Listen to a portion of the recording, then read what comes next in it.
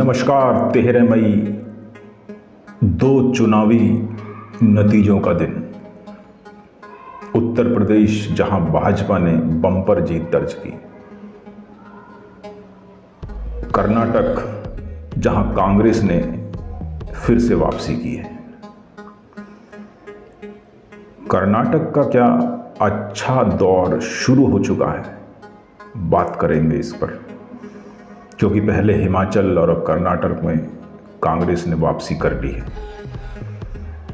कांग्रेस कार्यकर्ताओं में भी एक नया जोश भर गया है और कांग्रेस ही नहीं, एंटी भाजपा, एंटी मोदी समुदाय संजीवनी पा गया है। हर तरफ भाजपा को हराने की रणनीतियां बनाई जा रही हैं। महाराष्ट्र हो, बिहार हो, बंगाल हो, तमिलनाडु, या यूं कहें फिलहाल तो पूरा दक्षिण भारत, मध्य प्रदेश, जहां जहां भाजपा सत्ता में है, सभी विपक्षी दल एक होने की कोशिश करनी शुरू कर देंगे। मगर कर्नाटक की कांग्रेस की जीत भाजपा के लिए क्या मायने रखती है, आज इसी पर हम चर्चा करेंगे और जानने की कोशिश करेंगे कि भाजपा को 2024 को देखते हुए कितना नुकसान हुआ है। यदि बात करें 2018 के कर्नाटक के चुनाव की, तो भाजपा वहां जीती थी। उसका वोट प्रतिशत 36.22% रहा। वहीं कांग्रेस 38.04% वोट शेयर ले पाई और जेडीएस, उसका वोट शेयर रहा 18%। 2023 में भाजपा का जो वोटिंग शेयर था वो 36% रहा, यानी केवल 0.22% का उसको नुकसान हुआ। जेडीएस की बात करें तो उसका वोटिंग प्रतिशत रहा 13.3 यानी 13.3%, यानी जेडीएस को लगभग मोटे तौर पर आंका जाए तो 5% का नुकसान उठाना पड़ा। वहीं कांग्रेस की बात करें तो इस 2023 के चुनाव में कांग्रेस ने 42.9% वोट शेयर लिया। तो इन आंकड़ों से बड़ा साफ हो जाता है कि भाजपा को वोटिंग शेयर में कोई नुकसान नहीं हुआ। जो भी नुकसान हुआ वो जेडीएस को हुआ, न कि भाजपा को। और जेडीएस के नुकसान का सीधा फायदा कांग्रेस ने उठाया। जो 5% यदि मोटी बात कर रहे हैं, जेडीएस ने जो वोट शेयर गंवाया वो सीधा सीधा कांग्रेस को ट्रांसफर हो गया। तो ये तो रहे रिजल्ट की बात। अब यदि हम डिस्कस करें या मंथन करें तो आखिर ऐसा क्यों हुआ? भाजपा की वजह से। जी हां, बिल्कुल सही सुना आपने। भाजपा की गलत रणनीति की वजह से जेडीएस को बहुत नुकसान हुआ और इस नुकसान की वजह से, जेडीएस के नुकसान की वजह से भाजपा की सत्ता से विदाई हो गई, क्योंकि उनका 5% कांग्रेस ने कब्जा लिया। अब उस 5% में कौन था, कैसे हुआ, भाजपा की हार के क्या क्या कारण रहे, उन्हीं बिंदुओं पर आज हम चर्चा करेंगे। और मेरी समझ जहां तक है उस आधार पर मैंने 5 ऐसे बिंदु ढूंढे हैं जिन पर भाजपा को विचार करना चाहिए कि ये उनकी कर्नाटक चुनाव की बहुत बड़ी गलतियां हैं। सबसे पहला जो मुझे लगा वो मुस्लिम समुदाय का 6% आरक्षण लिंगायत और वोकालिंगा समुदाय और दलितों में बांटने का जो फैसला या मैनिफेस्टो में जो उन्होंने वादा किया था वो सबसे बड़ा फैक्टर साबित हुआ मुस्लिम ध्रुवीकरण का। इस मुस्लिम ध्रुवीकरण की वजह से जो जेडीएस का कोर वोट था कांग्रेस की तरफ शिफ्ट हो गया।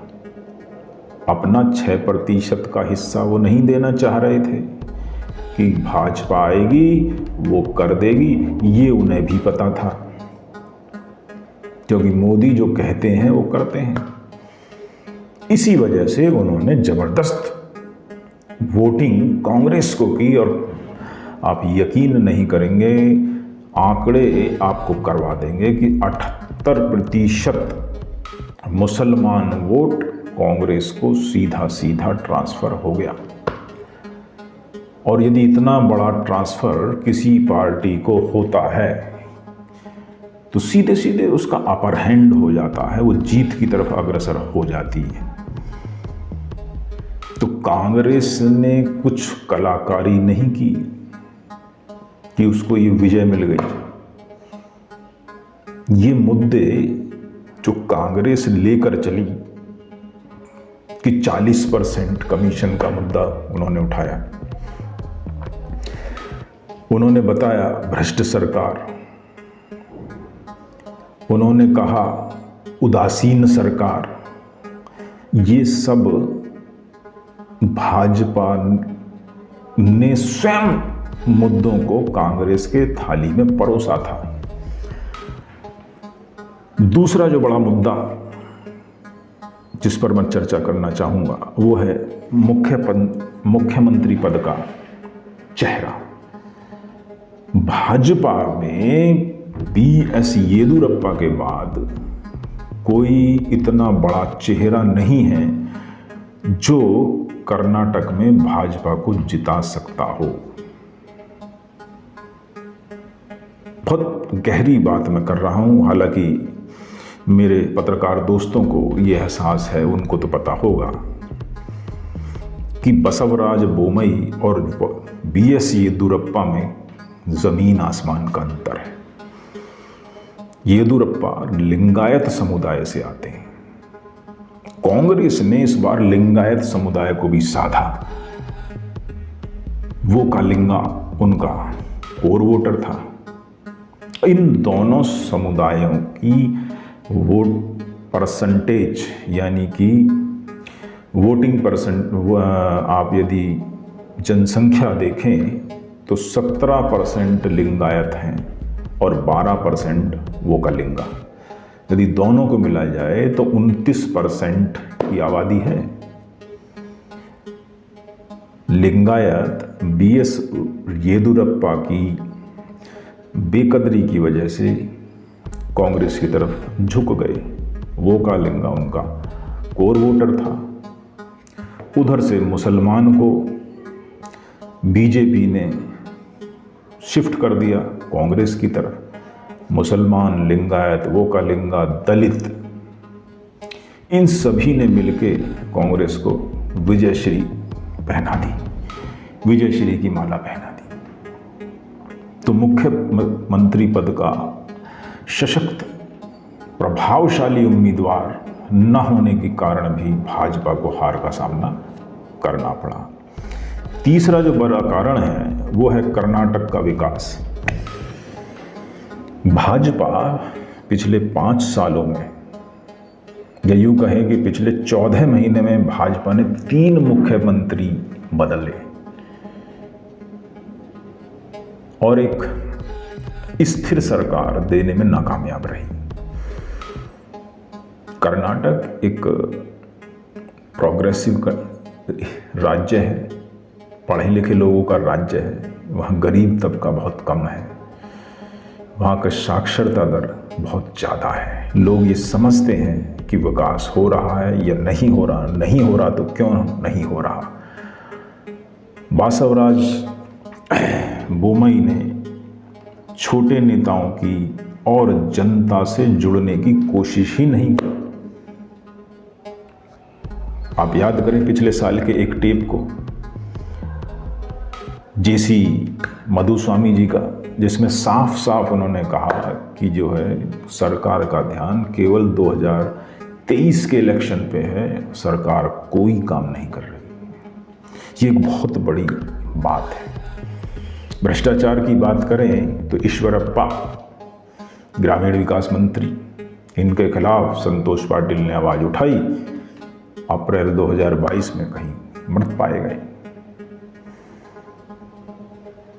कर्नाटक कॉन्ट्रैक्टर एसोसिएशन, प्रधानमंत्री तक अपना रोष व्यक्त किया, लेकिन राज्य सरकार ने किसी भी तरह से अपने मंत्रियों के ऊपर कोई भी कार्रवाई करने से गुरेज किया। इसका भी नुकसान भाजपा को उठाना पड़ा, क्योंकि भाजपा जनता से कटती चली गई। ये 3 और चौथा भ्रष्टाचार। 5वां जो एक गौण मुद्दा है, जो किसी भी चैनल या उस पर डिस्कस नहीं हो रहा होगा, वो है ओपीएस, ओल्ड पेंशन स्कीम।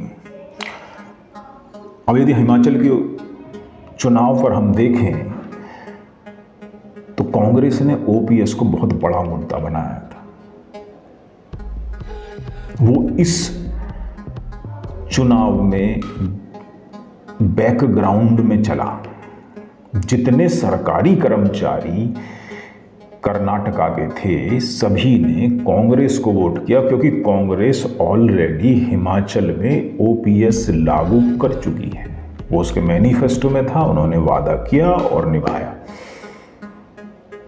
हालांकि मैं बीजेपी की पॉलिसी से असहमत नहीं हूं। ओपीएस किसी भी देश के लिए एक बोझ साबित होती है, क्योंकि ओपीएस लागू करने से एक ना एक दिन आने वाली नस्लें, उनके ऊपर इतना बोझ पड़ जाएगा कि जीडीपी ओपीएस से कम रह जाएगी। कितना ही भारत तरक्की कर ले, वो सारी तरक्की ओपीएस खा जाएगी। तो बीजेपी की इस दूरदृष्टि वाली सोच का तो मैं समर्थन करता हूं। ओपीएस को लागू नहीं होना चाहिए। हालांकि मुझे व्यक्तिगत तौर पर भी नुकसान होता है, लेकिन फिर भी मैं सरकार के इस पॉलिसी के साथ हूं।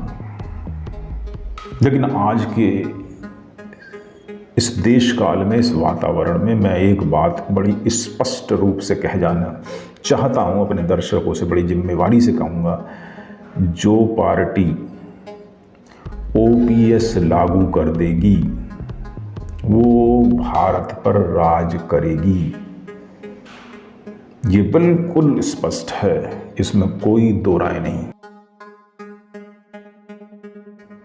ये था कर्नाटक का एनालिसिस। अब बात करें कांग्रेस की। कांग्रेस ने जीत तो हासिल कर ली है, लेकिन इस जीत को, अपने जीत के जश्न से जितना जल्दी वो निकल पाए उतना अच्छा है। और कुछ चीजें जो उन्होंने अपने मैनिफेस्टो में जारी की थी, उनको लागू करने से रोकना होगा। बजरंग दल पर बैन बिल्कुल भी सही रणनीति नहीं है। कांग्रेस के जीतने के बाद भटकल में जो कुछ हो रहा है, उस पर भी कांग्रेस को कड़ा एक्शन लेने की आवश्यकता है, वरना कांग्रेस एक बार फिर से हाशिए पर आने में वक्त नहीं लगेगा। इन्हीं सभी विचारों के साथ, इसी विश्लेषण के साथ आज का ये शो हम यहीं समाप्त करते हैं। भाजपा के लिए 2024 में वोटिंग प्रणाली में क्या सुधार करना होगा, उस विषय पर बात करेंगे। देखते रहिए हमारा नया शो मंथन।